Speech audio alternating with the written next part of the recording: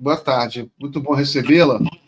Ana, um dos assuntos principais da live hoje é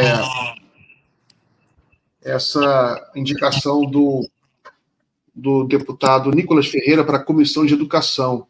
Você era ou é da Comissão de Educação, Ana? Miguel, eu sou vice-presidente da Frente Parlamentar Mista da Educação, que é uma frente bem ampla. Mas na Comissão de Educação eu não sou membro nesse ano. Mas acompanho, né? Acompanho muito de perto, estava lá ontem, enfim. Acompanho Não, com bastante centralidade. tudo não, eu já tinha comentado isso, você é uma ativista da educação, posso dizer, né? Como é que você está vendo essa indicação do Nicolas Ferreira para a Comissão de Educação, para a presidência da Comissão de Educação? Olha, eu acho que é importante a gente colocar o contexto das indicações do PL neste ano. A minha avaliação é que o PL fez uma escolha diferentemente, inclusive, do ano passado. Eu vou dar um exemplo. Eu sou da Comissão de Saúde, né? E o ano passado o PL indicou o Zé Vitor para a presidência da Comissão de Saúde, que é um deputado moderado, enfim, que tem diálogo. E nesse ano a gente consegue identificar que o PL tem feito indicações mais radicais de membros, que a gente sabe que o PL é um partido amplo e que ele tem perfis variados dentro da sua bancada. Nesse ano, dessa legislatura, eles estão fazendo a escolha de colocar os membros mais bolsonaristas com as funções mais estratégicas. E, na minha avaliação, isso se deve tanto ao fato desse ano ser um ano eleitoral, então eles estão organizando o debate, o discurso, e também pela reação ao que está acontecendo com o Bolsonaro. Então, eles escolheram membros mais radicalizados, tanto na CCJ como na educação. É óbvio que para a gente é uma derrota grande o Nicolas assumir a presidência da Comissão de Educação. Nós que defendemos a educação pública, nós que trabalhamos para fortalecer as políticas públicas educacionais no nosso país, é uma derrota grande.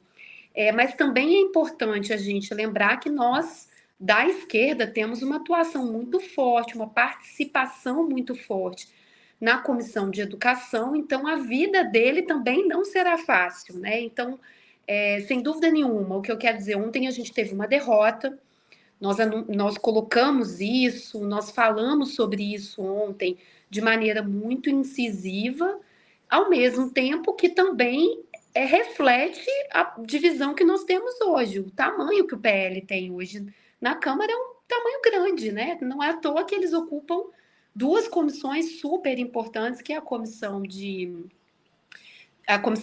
Constituição, Justiça e Educação, que são duas comissões muito estratégicas. Exato. Né? Tem a CCJ, também. Só enquanto eu falo, desligar seu microfone, que está dando um pouquinho de interferência, depois eu ligo ou você liga. A Comissão de Constituição e Justiça, que é muito importante, você acha que isso pode causar muito problema ao governo? Ou os projetos mais importantes já foram aprovados? Ainda tem algum projeto muito importante esse ano que precisa passar pela CCJ? Como você vê a questão da CCJ? A CCJ, no ano passado, ficou com a gente, né? Com o PT. Nós fizemos a indicação no ano passado. Foi uma comissão, inclusive o presidente era o Rui Falcão, que conduziu muito bem os trabalhos. A gente conseguiu ter um ano bastante produtivo, mas também é importante a gente comunicar, para que também todo mundo saiba, que o PL já atuou muito firmemente o ano passado, colocando obstrução todas as semanas. Eu fiz parte da CCJ o ano passado e a gente lidava com constantes obstruções do PL, sabe? Então, eles estão com uma atuação muito ofensiva mesmo, muito agressiva. Eles estão muito organizados, muito mobilizados. Agora, é importante também a gente contextualizar que o método que o Lira tem adotado para fazer a gestão dos projetos estratégicos é sempre colocar os projetos em regime de urgência. Então, aqueles projetos que são colocados com mais centralidade pelos líderes, eles têm ido direto para o plenário. Muitos deles não têm passado pela CCJ, ou já passaram pela CCJ há muitos anos e estão lá prontos para ir para o plenário. O Lira tem um método diferente de fazer essa gestão dos projetos que são mais estratégicos do ponto de vista dele, que os partidos também vão pautando com ele, né? Não significa que não tenham projetos importantes e relevantes na CCJ, tem diversos, inclusive vale a gente destacar que muitos projetos eles são conclusivos na CCJ, eles são terminativos lá, ou seja, eles tramitam por comissões e vão para a CCJ, e quando aprovados na CCJ, eles já estão automaticamente aprovados. Eu vou dar alguns exemplos. Por exemplo, o ano passado eu protocolei um projeto que é para a gente de Minas Gerais, é super relevante, que é defendendo que Resende Costa, uma cidade aqui do interior, fosse considerada a capital do artesanato têxtil nacional. Esse é um tipo de projeto que ele é terminativo na CCJ, então por isso ela tem uma relevância muito estratégica. E eu acho que é sim um ônus, um prejuízo grande a essa comissão, que é tão estratégica, ser presidida principalmente por uma deputada bolsonarista muito radical, porque ela vai escolher os projetos que ela quer pautar. Então, tem grande chance desse ano a CCJ ser muito pautada por projetos muito ideológicos da direita. Acho importante, inclusive, lembrar, destacar a fala do Nicolas ontem, quando ele foi eleito. Ele destacou duas coisas que ele queria trabalhar. E aí eu vou retomar a questão da CCJ, tá? Miguel, eu queria só fazer esse contexto. Ele falou do homeschooling e que ele queria lidar, colocar o tema do homeschooling, colocou como centralidade no discurso dele. O homeschooling, e colocou também enfrentamento à violência nas escolas. Vejam que ironia. Depois a gente pode voltar a falar do discurso dele, se você achar relevante. Mas eu estou colocando isso porque é isso. Imagine se ele consegue colocar um projeto que é desse teor, com a perspectiva ideológica deles, esse projeto chegar na CCJC, né? Eles conseguem fazer um vínculo, uma coesão entre essas comissões e conseguir dar andamento a projetos de maneira muito célere. Então, é perigoso, sim. Eu acho que a tendência é a Caroline, que é a deputada da CCJ, colocar muitas pautas muito ideológicas, e aí a gente vai precisar, de fato, estar bem organizados, mobilizados, articulados, para a gente conseguir conter os movimentos que eles vão fazer esse ano, não tenho dúvida nenhuma. Você mencionou esse projeto de homeschooling, né, que o Nicolas mencionou. Isso aí é considerado muito atrasado, né, homeschooling. O que você acha dessa ideia de homeschooling? Como é que você acha que vai ser recebido? Você acha que tem chance de ser aprovado? Eu acho que tem pouca chance. Já tem um projeto de homeschooling que está bem avançado.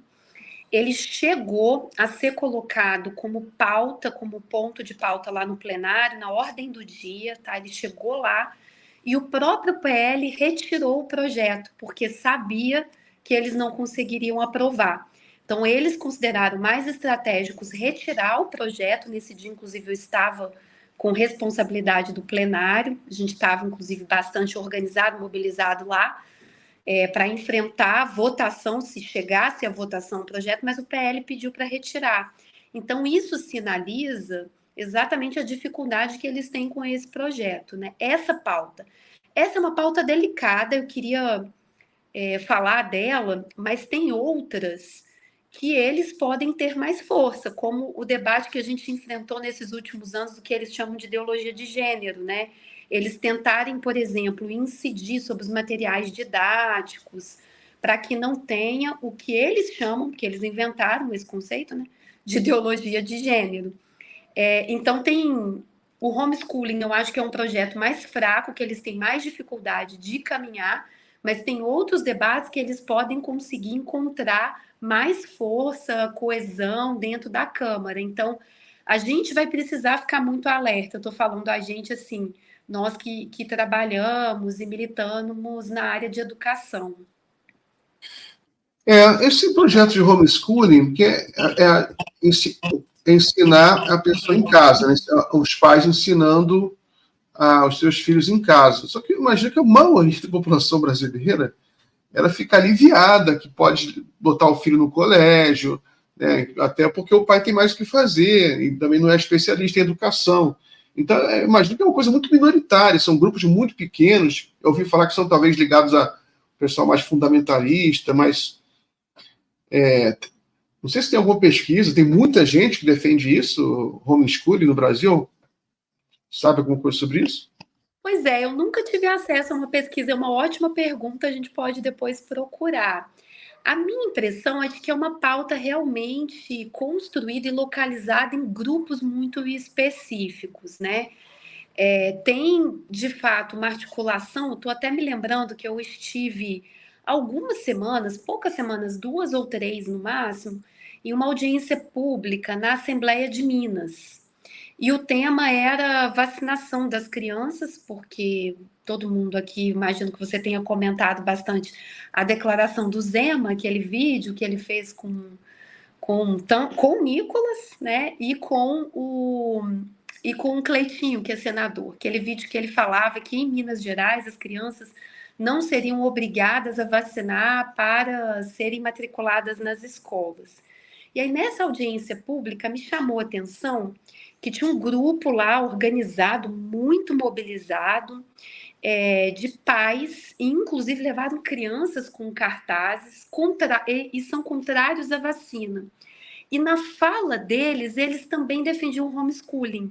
Então, pode ser que tenha um encontro dessas pautas, pode ser que estejam sendo construídas de maneira a pensar mesmo um contexto comum, né? Um processo civilizatório comum relacionado ao que deve ser a educação das crianças, ao que deve ser a vida das crianças.